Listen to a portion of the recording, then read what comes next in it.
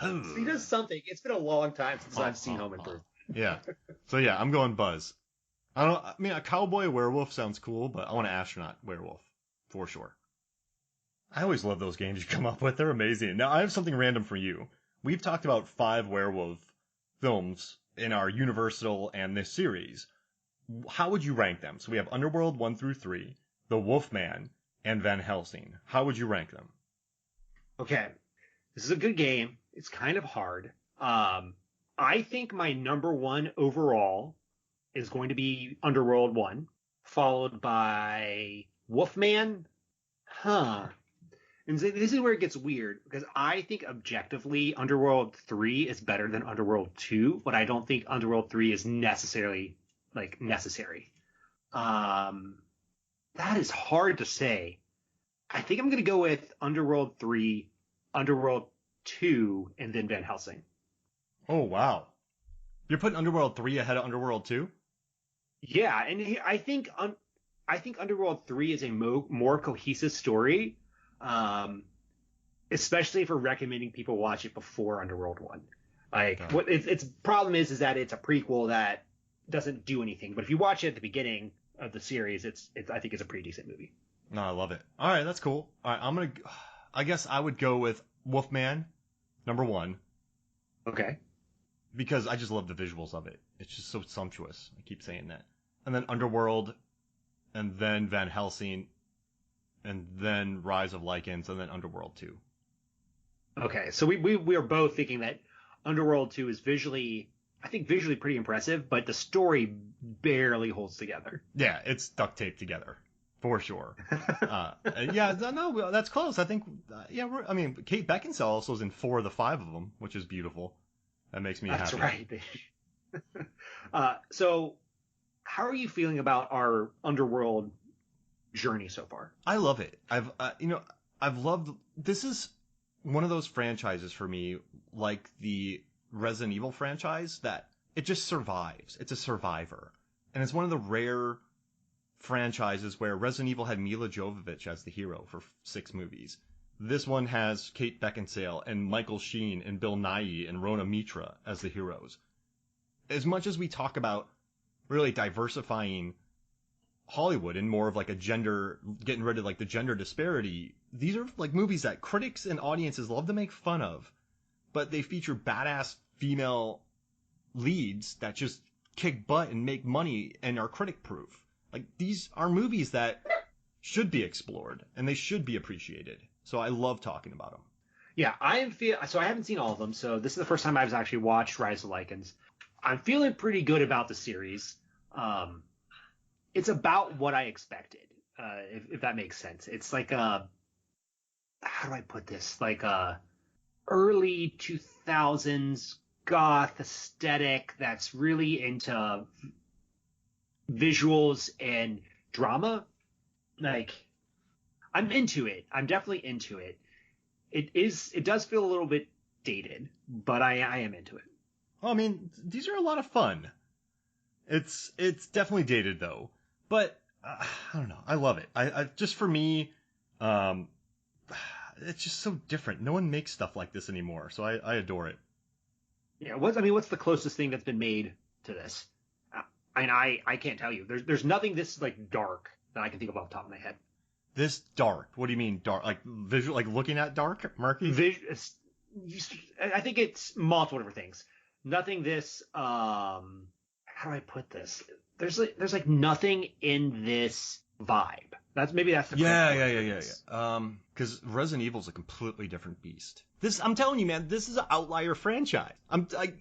This doesn't happen anymore. I can't think of another 5-film franchise. I really can't. Yeah, I can't either. Especially 5-film in theaters. There's plenty of direct to DVD ones. Can I, real quick though, I just want to, before we have a fun draft being planned. Now, do you think I give this movie too much credit for being one of the few, if any, franchises ever to put a female lead as the action hero? Because, yes, I wouldn't say these movies are, but I hate all the hate about this movie. It's like, why dunk on this in Resident Evil? They're the only films that gave a platform for female action heroes, aside from like comic books. And they're original, well, this is an original IP. And I don't understand all the hate for this. And people really dunk on these movies. I don't like it. I mean, quality is quality. I get it, but I don't know. It's an odd thing for me. I mean, people just want to feel smart. That's true. It's an ego thing. It's really just an ego thing. Like if you like these movies, go ahead, like them. I don't care. Yeah. I've long my whole thing as a reviewer is like I'm never going to I'm not gonna say ever, but it's very rare that I really rip a movie apart because I can respect movies for different things, different aspects. You can have a good plot, you can have good acting, it could have good visuals. It could be just weird, and I've never seen it before. I mean, this just feels like a subculture that people don't understand, so they want to make fun of it. They're like, I mean, it's really just being afraid of the other, probably. Don't look down on me, but I love the Underworld movie. Why would I look down on you? That's awesome. Okay. Come on. Do you like it? Look, all right, cool. Yeah. I like a lot of dumb stuff. I'll be honest with you. All right, cool. Thanks for going. Yeah. Thanks for talking about that with me. No problem. Do you want to do our draft? Yeah, let's do it. All right, so we're going to do third films and franchises that have at least 5 entries, which I think is fun. Since there's 5 Underworld movies, we're going to do third films. And since you're the guest, I'll let you pick first. Mark, I feel like this is a trap. Because there's so many good ones. Yep. But to be honest, they hover around horror movies, honestly. That's fine. I'm going to do it. I'm going to take the number 1 overall pick as Tokyo Drift. Oh!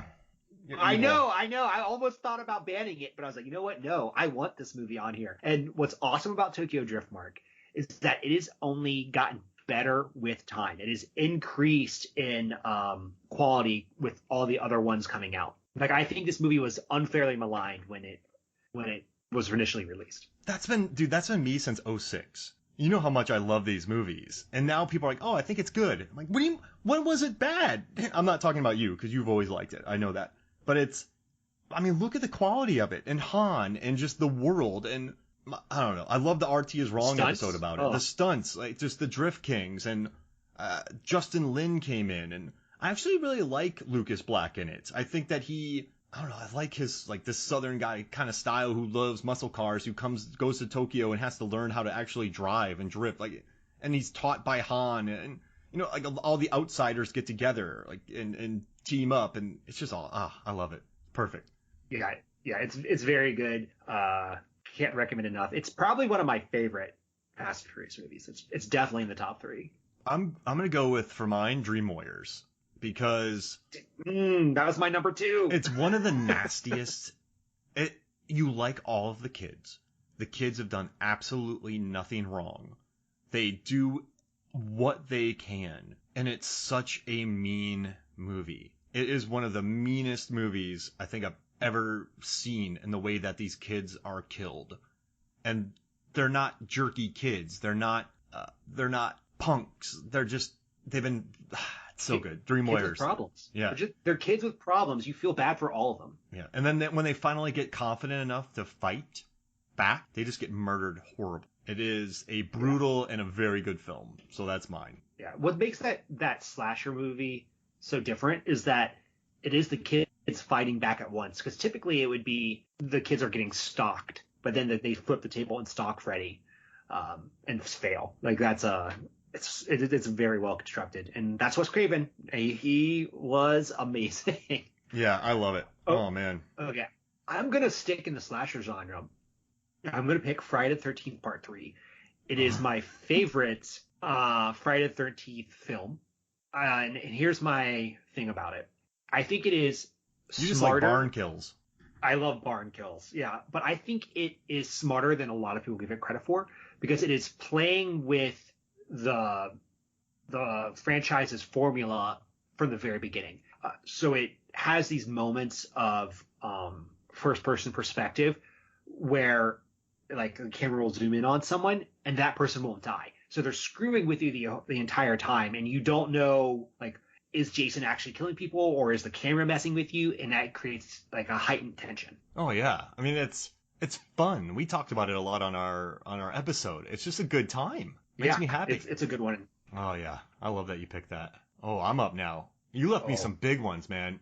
I know. think I know what you're gonna pick next. I might mess with you here. I'm gonna take Rocky 3. Oh, really? Yeah. Wow. Did you see? I guess you didn't Okay. see that coming. No, not at all. Yeah, I'm gonna take Rocky 3 because Okay. I mean, listen, Mr. T, beautiful. Clubber Lang. Yep, Clubber Lang, beautiful fight. And I mean, you go through Hulk Hogan, then you have that. You have the great montages, the iconic montages. So yeah, Rocky 3. That's what I'm taking. Okay, that's a good one. Huh. I'm gonna pick one that I think's a little bit out there. I'm gonna pick Aliens 3. Oh, dude, I love that movie. Alien 3. It's great. It's a good movie. I understand the criticism that people are let down that Newt and oh my god, I forgot his name. Hicks aren't in it. But I understand why they did that from a filmmaking perspective. I mean, yeah. I mean, yeah. I mean, where are you going to go with that? Just get her back on her own, put her back on the prison planet. They did something different. The thing is, like, yeah, but well, if you would have Newt, is it Newt? Did I get it wrong? Yeah, right? Newt, yep.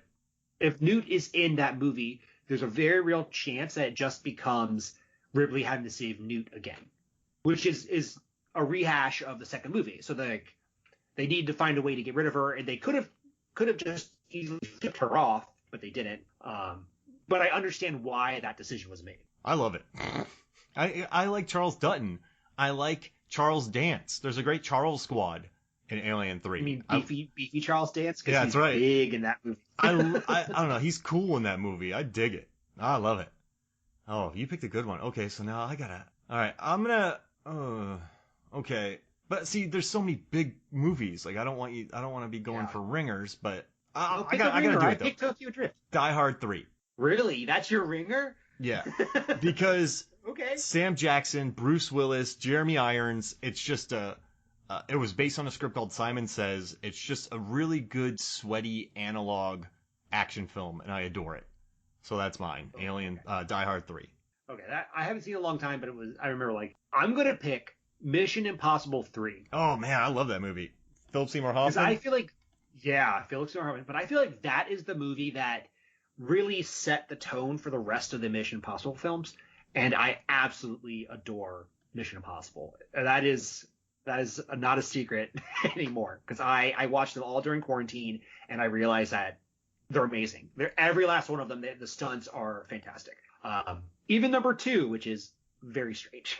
Kerry Russell's death in that movie really hits me hard, and just the bridge scene, the plane scene. I mean, it's a good action movie. I like it a lot. I dig it. Oh, you're gonna hate my next pick, Day of the Dead. Day of the Dead. I just watched that for the first time. Oh, really? I mean, it's grimy. Yeah. It's Florida.